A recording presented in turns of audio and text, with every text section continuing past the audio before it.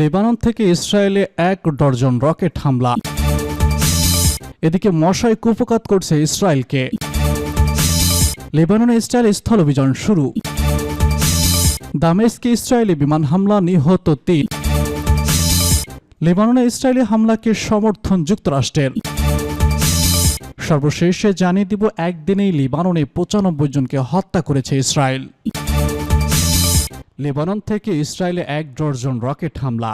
লেবাননে স্থল অভিযান শুরু করেছে ইসরায়েল, তবে থেমে নেই লেবাননের প্রতিরোধ যোদ্ধা হিজবুল্লাহ। তারাও ইসরায়েলে হামলা চালিয়ে আসছে। গোষ্ঠীটি জানিয়েছে, ইসরায়েল অভিযানকে কেন্দ্র করে কয়েক ডজন রকেট হামলা চালিয়েছে। মঙ্গলবার আল জাজিরার এক প্রতিবেদনে এসব তথ্য জানা গেছে। হিজবুল্লাহ জানিয়েছে, ইসরায়েলি সেনাদের স্থল অভিযান শুরু করলেও তারা তাদের বিরুদ্ধে অভিযান অব্যাহত রেখেছে। শুধু উত্তর ইসরায়েলের রকেট হামলা নয়, তারা ইসরায়েলি অবস্থান, সেনাবাহিনী ও বসতিতে নিশানা করে পৃথক ১২টি রকেট হামলা চালিয়েছে। গোষ্ঠীটি জানিয়েছে, লেবাননে ইসরায়েলি সামরিক সক্ষমতা অক্ষত রয়েছে। অন্যদিকে ইসরায়েলি কেবল দক্ষিণে নয়, বেকা উপত্যকা সহ দেশ জুড়ে হিজবুল্লাহর স্থাপনাকে নিশানা করেছে। কেবল লেবানন নয়, গোটা মধ্যপ্রাচ্যকে একাই অশান্ত করে রেখেছে ইসরায়েলি প্রধানমন্ত্রী বেনিয়ামিন নেতানিয়াহু। ১ বছরের বেশি সময় ধরে ধ্বংসযজ্ঞ লীলা চালিয়ে যাচ্ছে গাজায়। সেই রক্তপিপাসা মেটার আগে মাটির সাথে মিশিয়ে দিতে চাইছেন আরেক দেশ লেবাননকে। সেখানে দিনে রাতে ফেলা হচ্ছে টনকে টন বোমা। চোখের পলকেই গুড়িয়ে দেওয়া হচ্ছে আকাশচুম্বী সব ভবন।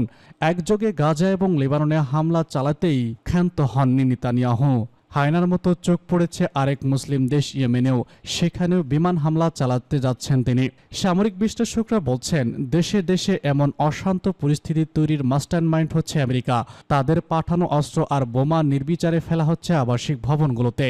যদিও ইসরায়েলি বাহিনী বলছে, তারা সশস্ত্র গোষ্ঠী হুতি আর হিজবুল্লাহর অবস্থান লক্ষ্য করেই কেবল হামলা চালাচ্ছে।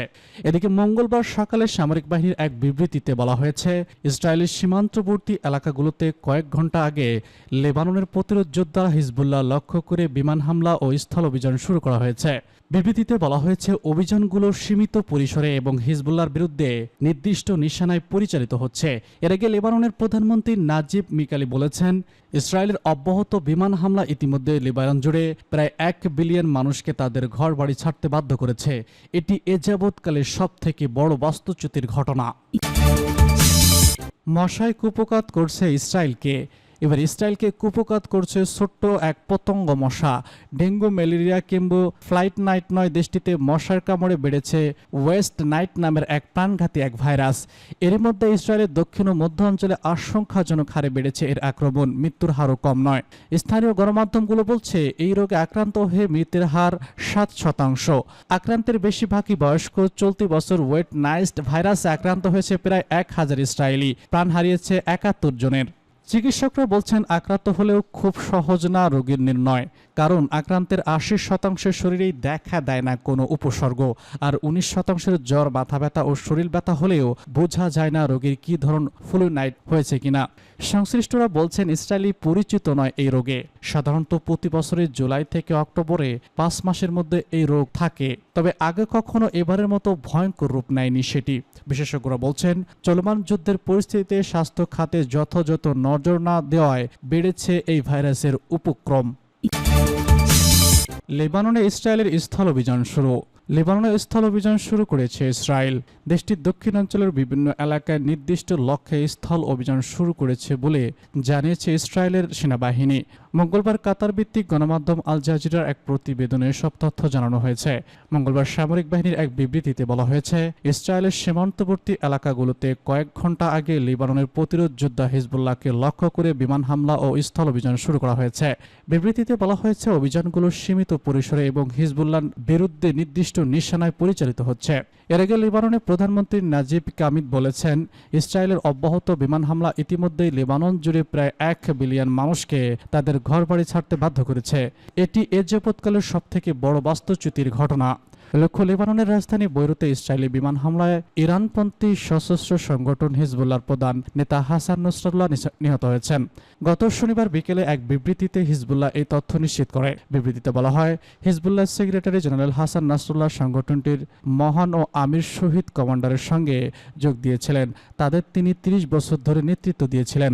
এর আগে হিজবুল্লাহ প্রধান হাসান নাসরুল্লাহকে হত্যার দাবি করে ইসরায়েলি প্রতিরক্ষা বাহিনী বাংলাদেশ সময় দুপুর 1:47 সামাজিক যোগাযোগ মাধ্যম এক্সে হিজবুল্লাহ প্রধানকে হত্যার আনুষ্ঠানিক ঘোষণা দেয় তারা জানায় বৈরুতে চালানো ইসরায়েলি বিমান হামলায় নিহত হয়েছেন হাসান নাসরুল্লাহ। হাসান নাসরুল্লাহর 32 বছর ধরে নেতৃত্ব দিয়ে হিজবুল্লাহকে আজকের সুসংহতি অবস্থানে এনেছেন। মধ্যপ্রাচ্যে তার প্রভাব ব্যাপক। ফিলিস্তিনি ভূখণ্ড গ্রাস করা ইসরায়েলের খায়েশ পূরণে অন্যতম বাধা হাসান নাসরুল্লাহ ও তার বাহিনী। ইসরায়েলি প্রধানমন্ত্রী বেনিয়ামিন নেতানিয়াহুর মাথা ব্যথার অন্যতম কারণ ছিলেন হাসান নাসরুল্লাহ। ইসরায়েলি বিমান হামলায় তার নিহত হওয়া এ যাবৎকালে ইসরায়েলের সবথেকে বড় বিজয়। অন্যদিকে হিজবুল্লাহর প্রধানের মৃত্যু মধ্যপ্রাচ্যের অন্যতম বড় শক্তি ইরানের জন্য বিরাট আঘাত, কারণ এই অঞ্চলে ইরানের সবথেকে বিশ্বস্ত বন্ধু ছিলেন নাসরুল্লাহ। দামেস্কে ইসরায়েলি বিমান হামলা, নিহত 3। সিরিয়ার রাজধানী দামেস্কে বিমান হামলা চালিয়েছে ইসরায়েলি বাহিনী। এতে 3 জন নিহত হয়েছে, আহত হয়েছে আরও 9 জন। দেশটির রাষ্ট্রীয় গণমাধ্যমের বরাত দিয়ে এ তথ্য জানিয়েছে কাতার ভিত্তিক গণমাধ্যম আল জাজিরা। এর আগে সানা নিউজের প্রতিবেদনে বলা হয়েছে, মঙ্গলবার ইসরায়েলি হামলায় সাফা আহমেদ নামে তাদের টেলিভিশন প্রজেক্টর নিহত হয়েছে। সামাজিক যোগাযোগ মাধ্যমে ছড়িয়ে পড়া ফুটেজে দেখা যাচ্ছে রাস্তায় এক গাড়িতে আগুন জ্বলছে। তবে 3 জন নিহত বেসামরিকের মধ্যে ওই নারী প্রজেক্টরও আসছেন কিনা তা এখনও পর্যন্ত স্পষ্ট নয় বলে জানিয়েছেন। এই ঘটনায় তাৎক্ষণিক মন্তব্য করতে রাজি হননি ইসরায়েলি প্রতিরক্ষামন্ত্রী। লেবাননে ইসরায়েলের একের পর এক অতর্কিত হামলার মধ্যেই সিরিয়ায় এই হামলার ঘটনার খবর এলো। গত সোমবার লেবাননে ইসরায়েলি হামলায় অন্তত 95 জন নিহত হয়েছে, আহত হয়েছে 172 জন। এদিকে লেবাননে তাৎক্ষণিক যুদ্ধবিরতির আহ্বান জানিয়েছে যুক্তরাষ্ট্রের প্রেসিডেন্ট জো বাইডেন। লেবাননে ইসরায়েলি হামলাকে সমর্থন যুক্তরাষ্ট্রের। লেবাননে ইসরায়েল স্থল হামলাকে দৃশ্যত সমর্থন করেছে যুক্তরাষ্ট্র। সোমবার রাত থেকে শুরু হওয়া এই হামলার পর যুক্তরাষ্ট্র সীমান্ত এলাকা থেকে হিজবুল্লাহর অবকাঠামো গুড়িয়ে দেওয়া দরকার বলে অভিমত প্রকাশ করেছে।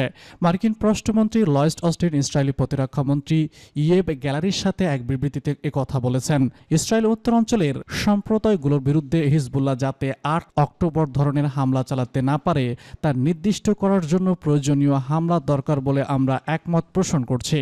সোমবার এই প্রতিরক্ষামন্ত্রী তাদের বৈঠকে ইসরায়েলের সর্বশেষ সামরিক কার্যক্রম নিয়ে আলোচনা করেন।